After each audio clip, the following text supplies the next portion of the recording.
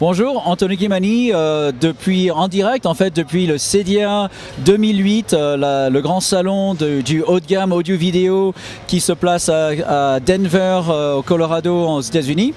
C'est un salon qui dure 4 jours, il y a à peu près 30 000 visiteurs et c'est tout axé sur l'audio-vidéo domotique de haut de gamme. Dans ce salon, avec mon entreprise PMI, Performance Media Industries, on a introduit en fait une nouvelle technologie de mesure électroacoustique. Cette technologie, c'est en fait quelque chose que j'ai élaboré depuis 5-6 ans et qui permet en fait, en utilisant des microphones et un système d'analyse très spécial, de simuler dans une mesure électronique le son qu'en fait entend l'oreille et le cerveau d'un être humain. Jusqu'à présent, les systèmes de mesure électroacoustique étaient complètement linéaires.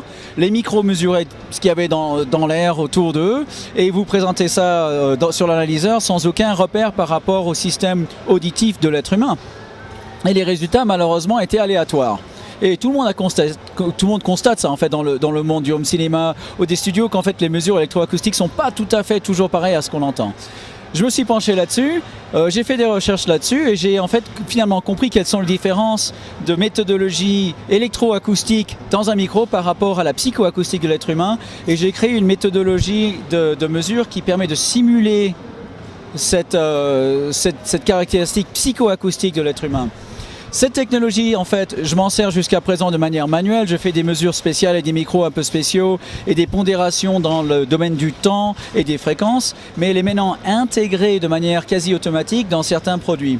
Donc ici, annoncé au salon, est des produits qui sont construits sous licence par une entreprise qui s'appelle TEF. C'est une compagnie qui fabrique des systèmes de test de mesures électroacoustiques. Ils ont intégré ça dans leur boîtier en logiciel.